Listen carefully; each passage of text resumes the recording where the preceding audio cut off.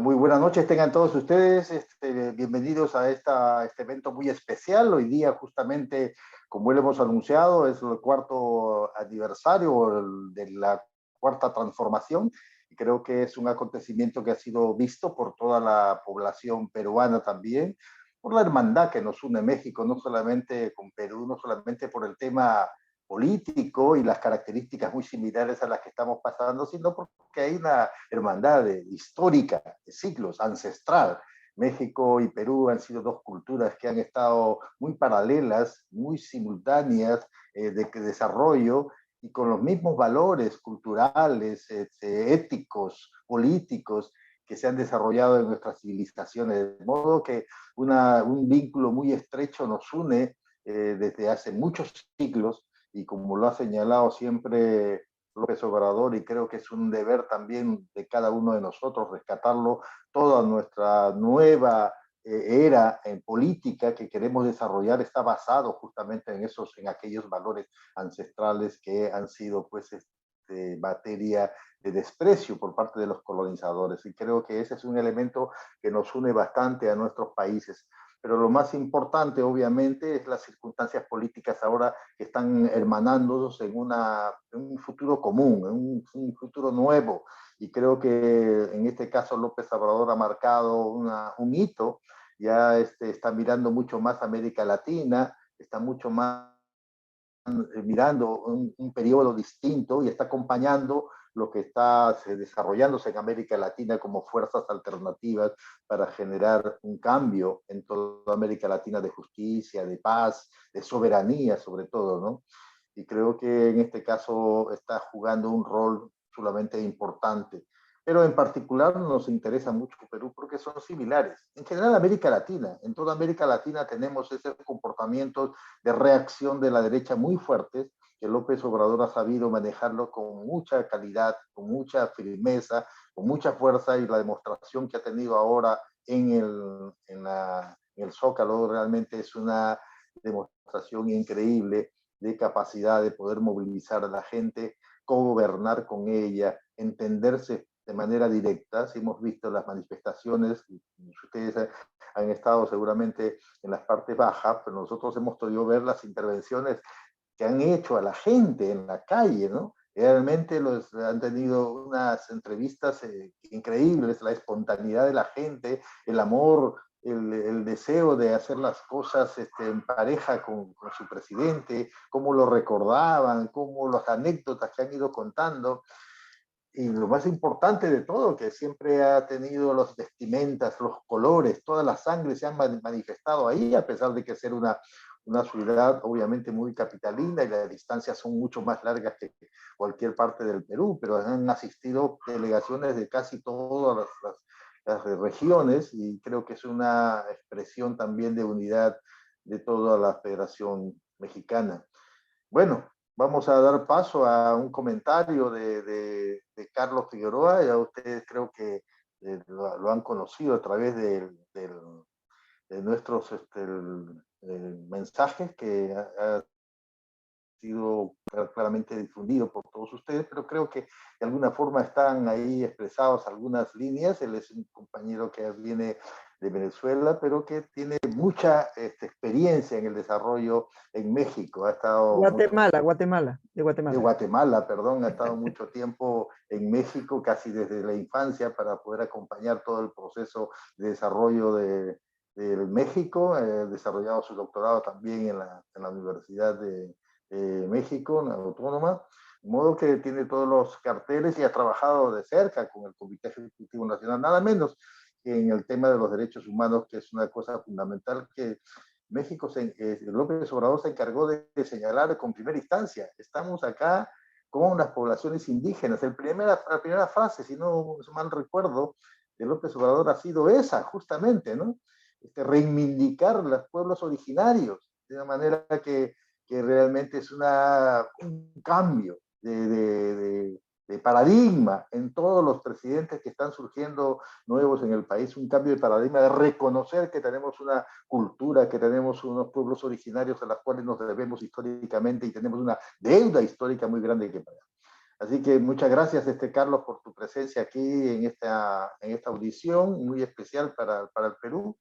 Nos hemos encargado de difundir no solamente lo que es la marcha misma y sus eventos, sus secuencias, pero queremos dejar claro el mensaje también de uno de los miembros más importantes de Morena y de los estudios sociológicos que se dan en México a partir de tu persona. Así que adelante, Carlos, yo creo que vamos a estar atentos a tu exposición para que abras el diálogo, porque no se trata solamente de exposición, se trata de dialogar sobre los aspectos más importantes que nos interesan al Perú.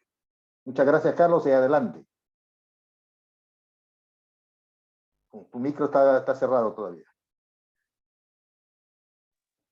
Muchas gracias, muchas gracias. Sí. Mucho gusto saludarlos. Una pregunta, ¿cuánto tiempo tengo para hacer la exposición inicial? Ya, 15, 20 minutos, está bien. Si bueno, te queda más tiempo, no hay problema. Estamos gustosos de escuchar esto. Bueno, muchas gracias. Antes que nada, mi gratitud al Grupo Emancipador Peruano por la invitación y en particular a nuestro anfitrión, Jorge Perazzo. Saludos a mi amiga Carmen Matos, quien fue la que materializó la invitación para estar con ustedes. Saludos aquí a los compañeros que estoy viendo que están, digamos, unidos directamente a la aplicación Zoom, y a todos y todas aquellos o aquellas que están viendo este programa por medio de Facebook y la página Facebook que fue anunciada en el cartel de difusión de esta actividad. Quiero comenzar diciéndoles a ustedes que, en efecto, nosotros tenemos la fortuna en México de haber contado con un liderazgo muy importante, de esos liderazgos carismáticos. Conecta con Facebook, Jorge. Que surgen cada... Ya. Disculpe, es que hay una contaminación auditiva. Bueno, voy a continuar. Liderazgos de estos que surgen cada 100 años, ¿no? México ha tenido la fortuna de contar con dos liderazgos fundamentales en menos de ese tiempo. El liderazgo del presidente Lázaro Cárdenas, que fue fundamental en la historia de México, y ahora este liderazgo que está encabezando Andrés Manuel López Obrador. Pero no solamente es que es un personaje que ha sabido, digamos, suscitar las emociones y pensamientos de millones y millones de mexicanos y mexicanas, sino también lo ha construido con una, digamos, una fuerza verdaderamente indomable. Hay que empezar diciendo que Andrés Manuel ha recorrido aproximadamente 2 veces y media, si no es que más, cada uno de los 2,456 municipios que existen en México. Es decir, no hay lugar de la República Mexicana en el cual no haya estado Andrés Manuel, ¿no? Tiene años de estar recorriendo el país y de estar teniendo contacto con la gente, porque esto es el principio fundamental de su concepción, el de que cualquier liderazgo tiene que estar vinculado con la gente y particularmente con la gente más humilde, con los de abajo, ¿no? Recuerdo muy bien cuando fuimos electos miembros de la Dirección Nacional del Comité Ejecutivo Nacional de Morena en 2015, lo primero que nos dijo Andrés Manuel es, bueno, bienvenidos, son ustedes parte de esta dirección, pero ahora cada uno de ustedes se va a ir con un grupo de gente a brigadear a algún lugar. Y particularmente a mí me tocó ir a brigadear, que brigadear era tocar puerta por puerta, repartir el periódico, hablar de la digamos, de Morena y de la necesidad de transformar el país, me tocó ir a toda una zona cercana con Michoacán, entre Michoacán y Colima. Ese fue mi bautizo de fuego como miembro de la dirección, puesto que ese era el criterio que él tenía. Los liderazgos no son para estar encima de la gente, los liderazgos es para estar con la gente, al lado de la gente. Bueno, este es un primer elemento que quisiera yo decirles, que es un poco con respecto a la propia personalidad política de Andrés Manuel. Ahora, con respecto a los logros que puedan haber, que podamos haber tenido en estos 4 años, hoy fueron expresados por Andrés Manuel en un discurso de aproximadamente 1 hora, frente a un zócalo virtualmente lleno, una manifestación verdaderamente multitudinaria, que por cierto le daba una respuesta a una marcha que hizo la derecha hace una semana o hace 15 días, en la que la derecha de México quiso mostrar su músculo, digamos, adversando una política de Andrés Manuel específica, que es la necesidad de reformar el Instituto Nacional Electoral de México, que es un instituto corrupto y verdaderamente dispendioso, ¿no? No, o sea, es, digamos, carísimo, y además es un Instituto Nacional Electoral que no está actuando como árbitro, sino está actuando como un partido de oposición, ¿no? Entonces, esta respuesta, pues es una demostración de músculo de la 4T, no para contrarrestar solamente esa manifestación que queda muy chica en relación a lo que se logró hoy aquí en México con esta marcha de apoyo a la 4T, sino para celebrar los grandes logros que ha tenido la 4T en estos 4 años.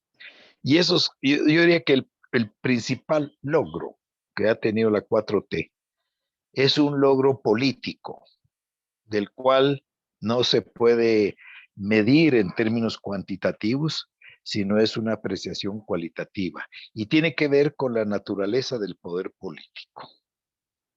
Y este logro Andrés Manuel lo ha planteado una y otra vez a lo largo de las ruedas mañaneras, y también lo decía desde que era candidato. Esto quiere decir la separación del poder político con respecto al poder económico. Esto es el elemento fundamental del cual hay que partir para poder caracterizar a la 4T. El problema que ha habido con los gobiernos neoliberales es que los grupos de poder económico eh, han secuestrado las instituciones, y el poder político deja de ser lo que incluso en la propia teoría liberal debe ser el poder político. La teoría liberal nos enseña que el poder político es poder público, ¿verdad? Que es el sector público. Eso quiere decir que el poder político, en tanto que público, es un poder que no pertenece a nadie en particular, sino pertenece a toda la ciudadanía, a todos los integrantes de una comunidad política. Bueno, desde un punto de vista marxista, yo soy marxista, sabemos que eso en el seno del capitalismo no es posible. Pero lo que sí es posible es que, digamos, es desterrar del ejercicio directo a un grupo político que tiene y que mangonea al poder ejecutivo y a las instituciones del país en función de sus propios intereses. Y lo que ha hecho este gobierno, el gobierno de Andrés Manuel, es que desterró a un grupo que nosotros lo llamábamos en la época de la lucha contra el neoliberalismo, lo llamábamos la mafia del poder. La mafia del poder era un tinglado de intereses empresariales, de cúpulas partidarias, de cúpulas sindicales corruptas, que tenía en sus manos las riendas fundamentales del poder, y que por lo tanto hacía uso de esas riendas para todo tráfico de influencias y corrupciones que existía en este México. Andrés Manuel en estos 4 años, Andrés Manuel y la 4T, y Andrés Manuel y el apoyo de millones de personas, como ustedes lo pudieron ver ahora en la marcha, ha logrado cambiar esa situación, ¿verdad? El Andrés Manuel no pudiera hacer eso, y esto es una gran diferencia, por ejemplo, que yo advierto en relación a lo que sucede desafortunadamente en Perú en la actualidad. Andrés Manuel no pudiera hacer eso si no contara eh, con la mayoría en las cámaras de senadores y en las cámaras de diputados. No pudiera hacer eso si en estos 4 años no hubiéramos pasado de no tener ninguna gubernatura de las 32 gubernaturas que existen en el país a tener en la actualidad 22 gubernaturas. No podría hacer esto si no fuera el segundo gobernante más popular del mundo, con un 70% de aprobación. El primero es el gobernante de la India, Modi, que tiene 77%, según una encuestadora que mundialmente hace ese ejercicio. No podría tener el poder para poder hacer todas estas transformaciones si no en este momento Morena no tuviera el 53% de las intenciones de voto para el 2024. Entonces es muy probable que en el 2024 Morena pueda volver a ganar las elecciones, y la apuesta que estamos haciendo es no solamente ganar las elecciones, sino ganar también las elecciones en las instancias decisivas del poder político, como son las cámaras, como es el Senado y como es la Cámara de Diputados. Ya para el 24 es muy probable que tengamos 24 gubernaturas, y esto expresa una correlación de fuerzas en la que es posible, digamos, pensar en la profundización de la cuarta transformación y seguir avanzando en lo que hemos logrado hasta ahora. Y en términos sintéticos, digamos, Andrés Manuel fue prolijo hoy en todos los datos que dio con respecto a esto. Pero en efecto, como dijo Jorge, comenzó haciendo mención, en primer lugar, a que en esas cientos de miles de personas que hoy se manifestaron en las calles y en la Plaza Mayor de la Ciudad de México, en el Zócalo, había la mayor parte de gente eran jóvenes. Y esto es un logro extraordinario, ¿verdad? Hacer que jóvenes estén participando en todo esto. También, en efecto, como dijo Jorge, empezó recordando que por el bien de todos, primero los pobres, y de entre los pobres, por el bien de todos, primero los pueblos indígenas. Y hay un elemento que yo quiero recordarlo aquí, puesto que estoy ante, digamos, un grupo de El Perú, que Andrés Manuel López Obrador, a lo largo de todas sus giras que ha hecho por el país, ha quedado particularmente impactado por su presencia y sus visitas a los municipios mayoritariamente indígenas que existen en el país. Y yo he advertido en su discurso que esa presencia de él en esos municipios indígenas, donde muchos de ellos existen gobiernos autónomos según usos y costumbres,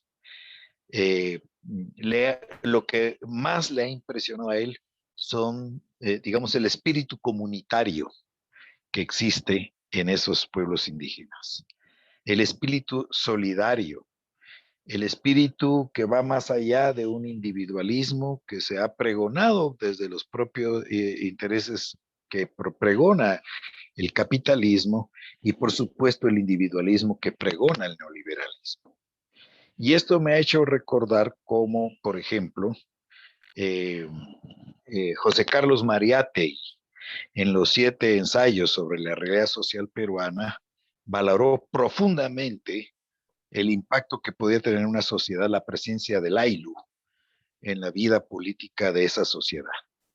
Y yo creo que lo que José Carlos Mariátegui dijo en los 7 ensayos sigue siendo muy pertinente, hoy es mucho más pertinente en todos los pueblos de América Latina y en todos los países en los que existen pueblos originarios con tradiciones comunitarias. Y en términos, por ejemplo, de un elemento fundamental que estamos viviendo ahora, que es la conservación del medio ambiente, la recuperación de la relación de estos pueblos originarios con la naturaleza, esto es algo que resulta de cardinal importancia. Y esto creo que Andrés Manuel lo ha entendido muy bien a lo largo de su gira.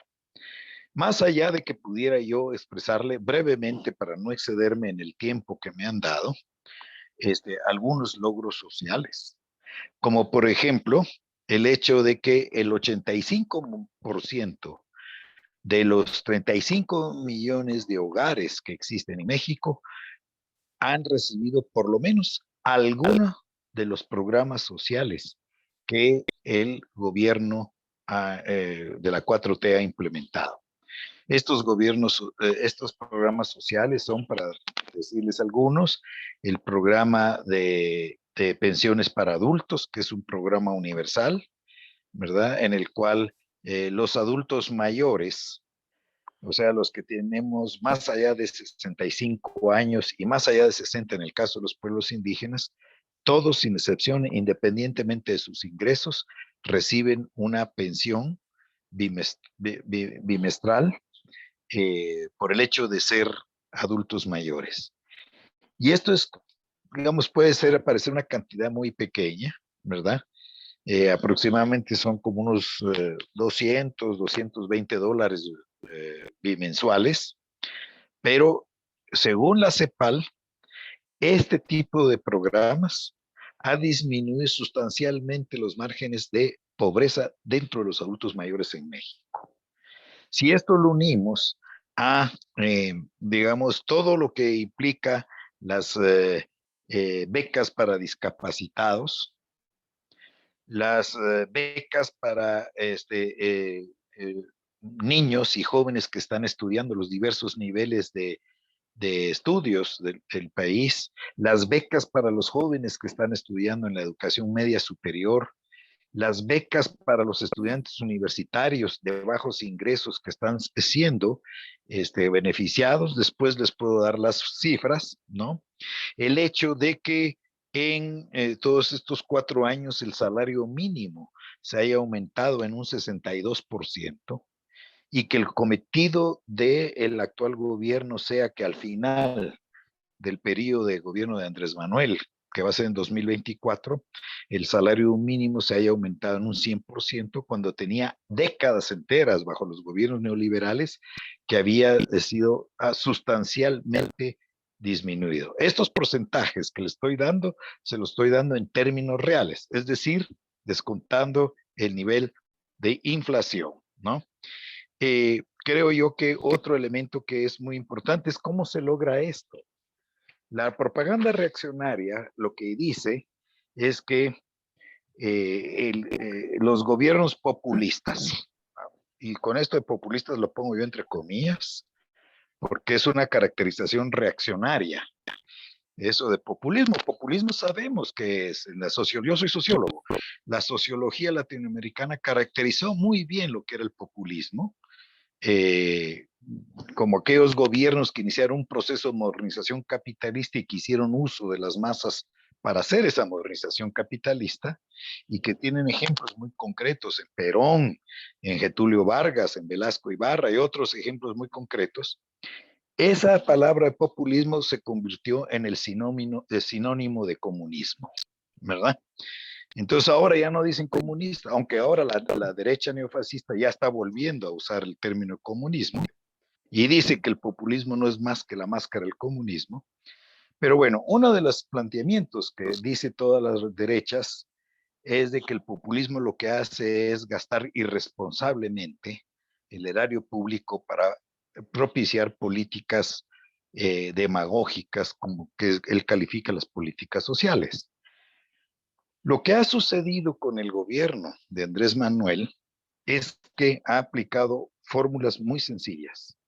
En primer lugar, el combate a la corrupción, con lo cual se ha recuperado una enorme cantidad de dinero. En segundo lugar, la austeridad republicana, que le llamamos, que es la reducción de salarios dispendiosos y de gastos dispendiosos. Hoy, por ejemplo, decía Andrés Manuel que en estos 4 años no se ha comprado ni un auto nuevo, ni uno solo, para los funcionarios federales. En tercer lugar, no se ha tenido necesidad de incluso de elevar los impuestos, ni siquiera se ha hecho una reforma tributaria progresiva, que pienso yo que debería hacerse, ¿verdad? Pero ni siquiera se ha tenido que hacer eso. Basta con que se haya combatido eficientemente la evasión fiscal para que con eso se obtenga un nivel superior de tributación. Y esto se une, digamos, otro elemento que es muy importante. Eh, las posibilidades de que la gente pague con mayor voluntad los impuestos también dependen de que la ciudadanía tenga una plena confianza en un gobierno honesto, que no vaya a hacer mal uso de los impuestos que pagamos la ciudadanía. Y creo que esto ha hecho, digamos, una gran diferencia. Con estos dineros, ¿verdad? Se ha podido hacer muchas cosas en el país, se han podido sufragar todas estas políticas sociales, se ha podido invertir en enormes proyectos. Ahorita, digamos, en este momento, el gobierno concluyó la construcción de un nuevo aeropuerto. Además, un nuevo aeropuerto que eliminó el inicial que se había buscado, que los neoliberales querían construir, que era muchísimo más caro. Se está construyendo todo el proyecto transísmico, que es toda la unión del Océano Atlántico con el Pacífico, una suerte de canal seco con distintos polos de desarrollo al interior. Es en el istmo de Tehuantepec donde se está haciendo, y se está haciendo también el Tren Maya, que es un proyecto de construcción digamos, en una especie de área circular en toda la península de Yucatán, de aproximadamente 1.570 kilómetros de vías férreas que van a unir y llevar el desarrollo a toda esa región del sureste que había sido abandonada por todos los gobiernos anteriores. Puedo responder preguntas posteriores a todo esto porque el Tren Maya ha sido muy adversado por la derecha y hay algunos elementos que algunos sectores ecologistas han expresado que podríamos, digamos, atender y responder, digamos, con alguna solvencia en base a lo que hemos estado enterándonos en todo esto. En términos generales, tengo muchos datos que darles, pero en términos generales, esto pudiéramos decir que es lo que se ha observado en los últimos 4 años. Finalmente, me parece que otra de las ganancias que ha habido en este país es la profundización de la democracia como nunca antes se había visto. Y esto quiero decirlo porque la propaganda de la derecha lo que ha hecho es pintar, esbozar a nivel nacional e internacionalmente una imagen del gobierno de la 4T como encabezada por un dictador, ¿verdad? Como que en este país no existe democracia, lo que existe es un dictador megalómano, ególatra, que gobierna a su sabor y antojo, lo cual es absolutamente falso, ¿verdad? Muchas de las políticas que el gobierno ha querido implementar no se han podido implementar porque no se tiene la mayoría calificada en las cámaras. Por ejemplo, la reforma constitucional que se quiso hacer para poder recuperar la energía eléctrica, no se pudo hacer porque no tenemos las 2/3 de las cámaras, o sea, la mayoría calificada. Ahorita la reforma electoral que se quiere hacer, contra la cual se pronunció esta marcha de la derecha hace 15 días, tampoco se va a poder hacer porque no se tiene la mayoría calificada en las cámaras. Y también no se cuenta, digamos, con una mayoría contundente en el seno de la Suprema Corte de Justicia, que es el otro poder, con lo cual también algunas de las políticas han sido frenadas. Por ejemplo, últimamente, la Suprema Corte de Justicia emitió un posicionamiento jurídico que es, digamos, inatacable, puesto que es la máxima instancia de decisiones jurídicas, en el sentido que no se le da prisión preventiva a determinado tipo de delitos de corrupción, como por ejemplo la emisión fraudulenta de facturas, que es una de las maneras en las cuales se hace evasión fiscal, ¿no? Y otros delitos que la Suprema Corte decidió que no merecían prisión preventiva.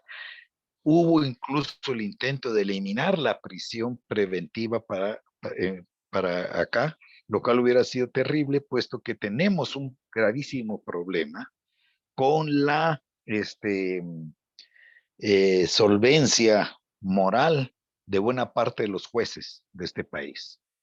Este país necesita una reforma judicial profunda, eh, y porque muchos jueces dejan libres a muchos delincuentes eh, mediante procedimientos oscuros en los cuales no es descartable, digamos, el soborno, ¿verdad? La mordida, como le llamamos nosotros aquí en México. Entonces, México está viviendo una democracia porque respeta la división de poderes, porque no existe fraude electoral. Las elecciones del año pasado fueron en ese sentido muy importantes porque por primera vez no hubo, digamos, el concurso del Estado para favorecer a candidatos oficiales, porque además también existe una absoluta libertad de pensamiento. La inmensa mayoría de los medios de comunicación atacan constantemente al gobierno de la 4T, insultan al presidente y sin que esto tenga ninguna represalia. Tiene la absoluta libertad para hacerlo. Por supuesto, el gobierno tiene en sus manos la rueda mañanera, o sea, la conferencia de prensa de la mañanera, que es sumamente eficaz, unido a todas las redes sociales de simpatizantes de la 4T, que tratan y yo creo que logran en gran medida contrarrestar toda la propaganda negra que las derechas emiten contra el gobierno. Y creo que uno de los resultados, uno de los indicadores de que estamos siendo exitosos en eso, radica en las cifras de popularidad que tiene el presidente y el gobierno de la 4T. Esto es todo. Muchas gracias. Es lo que quisiera decir por el momento. Muchas gracias, Carlos, a ti. Realmente ha sido una síntesis importante de este tema que nos convoca ahora. Y vamos a dar lugar a algunas preguntas de la sala, muy rápidas y concretas, por favor. Le agradecería. Yo te plantearía 2 o 3 más que creo que son, digamos, de mucho interés nuestro. Por un lado, lo que has mencionado últimamente respecto a la derecha, y una estrategia efectivamente bastante eficaz también allá en México. La última manifestación que ha sido bastante fuerte, no lo han podido hacer acá en Perú, por suerte. Sin embargo, tienen el manejo mayor de las instituciones y creo que ya tienen elementos que han contrarrestado. ¿De qué manera se maneja? Porque realmente haya habido también la penetración del Vox y los hispanistas, y hay una internacional de derecha que se ha posicionado y empieza a trabajar en México, también en Perú, por supuesto, y también en Chile, y creo que frente a esto más o menos qué cosas han analizado y cómo trabajarlo. Yo creo que lo positivo que han hecho es enfrentar con alternativas de comunicación, como lo ha señalado, pero creo que un poco desentraña bien la esencia de esta derecha, que es muy similar a la que está actuando acá, y los lazos internacionales que está teniendo. El segundo tema que me gustaría que puedas trabajarlo también es de qué manera ha impactado digamos, en el desarrollo de Morena, en el éxito de su gobierno, la ética. Porque yo empecé a conocer a Morena cuando empezó a trabajar el famoso manual de ética que Dussel y otros compañeros más desarrollaron de manera muy efectiva, muy clara, y hubo hasta un seminario en el cual tuve la suerte de poder intervenir en algunas de ellas, en la cual se desarrolló por largas sesiones el perfeccionamiento de esta guía, famosa guía ética. Me parece que ha sido me pregunto qué impacto ha tenido también en ti y en cada uno de los militantes para desarrollar una fuerza tan importante como la que están desarrollando ahora, ¿no? Y el otro tema es que normalmente poco se ha tocado, bueno, algo se ha tocado, el tema del narcotráfico. He señalado cómo los gobernadores ya se rompe esa alianza que había de favorecer a uno para quitar a otro, lo mencionó Obrador, pero sigue siendo un tema que México se conoce en el mundo por ese tema. Y me parece que convendría ver la estrategia que están usando a ellos, porque es una amenaza para Perú, por supuesto también, y queremos conocer un poco de qué manera has visualizado estas líneas de combate al narcotráfico. Y finalmente el tema de que nos preocupó mucho y que afecta mucho a Estados Unidos básicamente, cuando México y López Obrador planteó el salvamento a Centroamérica con un gran programa de inversión que finalmente pues, lo echó a la basura Estados Unidos, no conversó más sobre el tema, cuando era pues el tema central que le interesaba tanto a Estados Unidos como a nuestra América, por supuesto, pero en particular le interesaba mucho a Estados Unidos. ¿Qué pasó en ese tema? ¿De qué manera esto no ha prosperado? ¿No? Y de cómo ha reaccionado Estados Unidos. Bueno, después han venido quizá otros acontecimientos que han puesto en segundo plano esto, pero sin embargo sigue siendo la preocupación principal de México y también de Estados Unidos y también de toda América Latina, que nos sentimos siempre solidarios con este abandono de Centroamérica como la solidaridad debería hacer, ¿no? Estas son cositas y, digamos, si podrías empezar con estas temitas y luego vamos esperando con compañeros que por el chat puedan hacer algunas preguntas al respecto. Adelante, Carlos. Bueno, sí, sí, Jorge, voy a pasar, ya he apuntado puntualmente tus 4 preguntas. Bueno, voy a empezar por la última, el salvamento a Centroamérica. ¿Qué ha pasado? Nada. Simple y sencillamente no ha pasado nada. México le solicitó a los Estados Unidos de América que invirtiera en el Triángulo Norte de Centroamérica, es decir, Guatemala, El Salvador y Honduras, $4,000 millones para programas de desarrollo que crearan, esa era la idea de Andrés Manuel y del gobierno de la 4T, crearan una cortina de desarrollo que en lugar de un muro de piedra como Trump, y no solo Trump, es Trump, es Obama, es desde Bush padre, se ha ido construyendo muros. El primero que no ha construido un solo metro de muro es Biden. Y esto se lo ha reconocido Andrés Manuel al presidente de los Estados Unidos. Pero bueno, entonces el planteamiento que tiene Andrés Manuel es crear muros de desarrollo para poder contener la estampida migratoria que viene del sur hacia el norte. Bueno, un primer muro sería precisamente el programas de desarrollo en Centroamérica, para la cual México ha solicitado $4,000 millones para implementar determinado tipo de programas. México ya incluso ha estado implementando algunos de estos programas, por ejemplo, el programa Sembrando Vida, que es un programa que beneficia sobre todo a campesinos, en el sentido de que plantea que campesinos que con su saber puedan desarrollar áreas forestales no extractivistas, sino áreas forestales que sirvan para regenerar todo el parque forestal de un país. Me parece que el país que más ha desarrollado esto es El Salvador, ¿no? Pero también ha estado planteado para Honduras y para Guatemala. La gira de Andrés Manuel que hizo por Centroamérica y Belice y que terminó en Cuba el año pasado, lo que hizo fue, o el año pasado o este año, ya no me recuerdo cuándo fue, pero fue hace algunos meses, ¿no? Planteó, digamos, un reforzamiento de estos programas. Los Estados Unidos no han invertido nada y resulta verdaderamente, digamos, sintomático el que los Estados Unidos no hayan hecho nada y porque además también esto escapa un poco de la voluntad del presidente Biden, porque para poder hacer ese tipo de erogaciones, Biden tiene que convencer a la Cámara de Representantes y al Senado.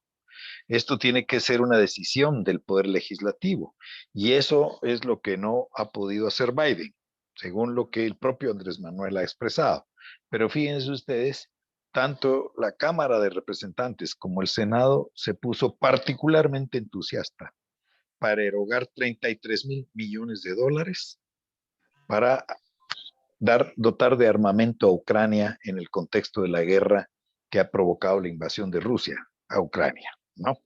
Eso revela cuáles son las prioridades de los Estados Unidos, ¿no? Prioridades que tienen que ver con el complejo militar industrial. En relación a la Mira cuestión... que Petrocaribe hizo más para Centroamérica que Estados Unidos. Bueno, sí, así son las cosas, ¿verdad? Yo creo que con los Estados Unidos, pues, pues es muy, muy limitado con lo que se puede contar para una visión que implicaría una nueva forma de relacionarse entre el norte y el sur, ¿no? Esto es lo que estamos viendo y es algo que va más allá de lo que pudiera ser las fuerzas de un presidente en particular, es decir, el que se sienta en la sala oval, sino tiene que ver con la correlación de fuerzas que existe en el establishment estadounidense. Bueno, esto, después me voy a referir más a esto cuando vea el tema de las derechas que has preguntado. Luego tenemos el tema del narcotráfico, ¿verdad? Y México está enfrentando un severo problema con respecto a este asunto. El hecho de que México y el Triángulo Norte de Centroamérica y el Caribe esté en las puertas del mercado de la droga más grande del mundo, porque se calcula en 20 millones, conservadoramente en 20 millones el número de adictos en los Estados Unidos. Esto implica un mercado extraordinario. Bueno, esto es el mercado de adictos, pero el número de personas que los Estados Unidos consumen drogas ocasionalmente por propósitos recreativos, no es que sean drogadictos, sino que, digamos, eventualmente en un reventón, como decimos aquí en México, en una fiestota, qué sé yo, se echan un pericazo de coca o fuman marihuana o lo que sea, ¿no? Es muchísimo mayor. Entonces, estamos viendo un mercado extraordinariamente grande para la droga. Y esto ha hecho crecer los cárteles de la droga en México de una manera exponencial. Hoy contamos con el cártel de Sinaloa, que probablemente sea la tercera organización criminal más importante del mundo, con intereses, inversiones en 87 países del planeta. Y además existe otra organización que está creciendo enormemente, como es el Cártel Jalisco Nueva Generación, organizaciones que además se ramifican hacia Centroamérica y hacia el Caribe para poder organizar el flujo de la droga hacia los Estados Unidos. Esto implica un poderío extraordinario, ¿verdad? Tan grande es que podemos decir que se han hecho cálculos en el sentido de que aproximadamente 2/3 de las municipalidades de México tienen influencia o tienen presencia o francamente el control por parte del narcotráfico y del crimen organizado. Bueno, entonces la estrategia de la derecha fue la que inauguró Felipe Calderón después del fraude electoral del 2006, que fue declararle la guerra al narcotráfico sacar al ejército a las calles e involucrar al ejército directamente en la lucha contra los cárteles de la droga, con un saldo creciente absolutamente grande, ¿no? Un saldo sangriento enorme. Las cifras de ejecuciones en el país desde entonces oscilan entre aproximadamente, creo que son como 100,000 personas al año, ¿no? Eh, y el problema fue que en México el poder civil, que siempre ha estado por encima del poder militar, y esta es una gran diferencia en relación a los restos de los países de América Latina, en las cuales se vivieron dictaduras militares. En México nunca se vivió una dictadura militar. En México lo que se vivió fue un régimen autoritario de partido de Estado. Y esto es algo que hay que tener muy claro para poder hacer un análisis específico de la especificidad del autoritarismo mexicano en relación a las dictaduras militares que se vivieron en el resto del país. Bueno, entonces este poder civil pues involucró al ejército, las Fuerzas Armadas en acciones verdaderamente cruentas. Las cifras de letalidad que había en los enfrentamientos contra los grupos de narcotraficantes eran elevados, lo cual sugiere que había órdenes explícitas de que no hubiera prisioneros ni heridos, ¿verdad? Era la política de mátalos en caliente, ¿no? Bueno, entonces lo que ha hecho el gobierno de la 4T es plantear que las políticas sociales son, digamos, el mejor antídoto para el crecimiento de los cárteles de la droga. El hecho de que se involucre a millones de jóvenes en programas de estudio, en programas de trabajo, por ejemplo, el programa de jóvenes Sembrando el Futuro, Construyendo el Futuro, es un programa que involucra a 2.5 millones de jóvenes que se les da el trabajo de aprendices para poder incorporarlos a un sector laboral. Y lo que hoy informa el presidente es que la mayor parte de los jóvenes se quedan trabajando en las empresas que los emplean. El programa de apoyos a estudiantes de todos los niveles es también para poder crearle una alternativa a los jóvenes que son digamos, la primera cantera que tiene el narcotráfico para nutrirse de sicarios, ¿no? En fin, todas las políticas sociales sirven para tratar de pacificar por esa vía el país. Sin embargo, el gobierno de la 4T lo que hizo fue construir la Guardia Nacional. Y en este momento la Guardia Nacional, en estos 4 años, ya lleva más de, yo creo que aproximadamente 120,000 efectivos reclutados y organizados y convertidos en un dispositivo, en este caso punitivo, para poder enfrentar al narcotráfico.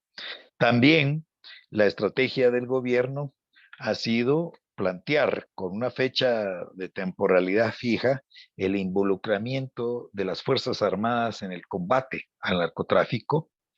Y para eso, incluso en un principio, se planteó una reforma constitucional que planteaba que las Fuerzas Armadas estarían hasta marzo del 2024 en el combate a la droga, el combate al crimen organizado. Esto era para volver legal lo que los gobiernos neoliberales lo hicieron de manera ilegal. Ahora se ha planteado y se logró que una reforma constitucional adicional para poder extender ese periodo hasta el 2028. De tal manera de darle tiempo a la Guardia Nacional para que la Guardia Nacional sea la que en el futuro se encargue de esto. Esto tiene que ver con, digamos, encontrar alternativas para las funciones tradicionales del ejército. La idea es de que los ejércitos en la actualidad, y el mexicano en particular, tiene ya que cumplir otro tipo de funciones. Una guerra con los Estados Unidos es absolutamente impensable. Y una guerra con Guatemala y Belice, pues es también absolutamente impensable por las razones opuestas, ¿verdad?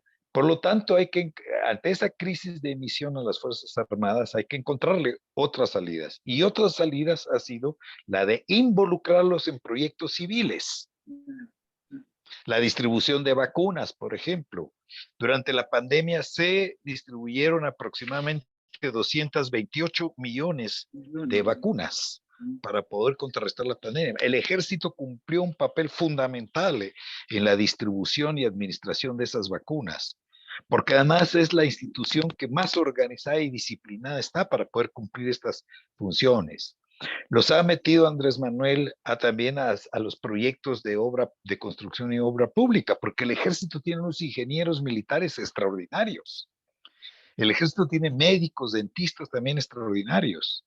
Entonces, contrariamente a lo que dice la derecha, de que Andrés Manuel está militarizando a México, lo que está haciendo es civilizando las funciones del ejército, involucrando en acciones que tienen que ver con las que ya cumplía antes, como es la cuestión de la participación para resolver todos los desastres naturales que puedan existir en el país. Y como le escuché decir yo a un periodista simpatizante de la 4T, es que él prefiere que el Día del Ejército, en lugar de que celebre el Día del Ejército, creo que es un 19 de febrero, ¿verdad? Se celebre el día 3 de mayo, que es cuando aquí en México se celebra el Día del Albañil, ¿verdad? Que ese fuera el Día del Ejército, o sea, tenerlos en ese tipo de trabajos. La ética en Morena. Morena es un Carlos, partido, ¿sí? un tema que quisiera que lo toques, quizá brevemente, porque ya el tiempo está ganando, y disculpa que te demore Sí. mucho, pero el tema internacional, porque a nivel, si no hay una cohesión internacional de los países, ya Petro algo señaló sobre ese tema. Tú sabes que el narcotráfico en Perú, en Colombia o en México se alimenta de dos cosas, de dinero y de armas. Y todo viene de Estados Unidos. Y no hay ningún capo de tráfico de armas gringo, ningún capo de tráfico de armas y de dinero gringo, preso. Todos son Ramírez, Ochoa, Pérez, pero no hay absolutamente nadie. Entonces hay una necesidad de poder hacer algo que permita, uno, los temas de la legalización, en fin, pero ¿de qué manera está enfocando López? Porque creo que tiene la cabeza ahora más importante de América Latina en este tema, tratar de estar diseñando algo que permita generar un consenso de nuestra América en torno a este tema, frente a Estados Unidos en particular. Bueno, yo creo que pues, la posición de México en ese aspecto ha sido clara, ¿no? Los Estados Unidos tienen que implementar políticas ellos mismos al interior de los Estados Unidos de control del narcotráfico. En los Estados Unidos han estado pidiéndole a todos los demás países que hagan una guerra contra el narcotráfico, pero al mismo tiempo ellos no lo han hecho. Ellos plantean que la sangre corra fuera de sus fronteras, ¿no?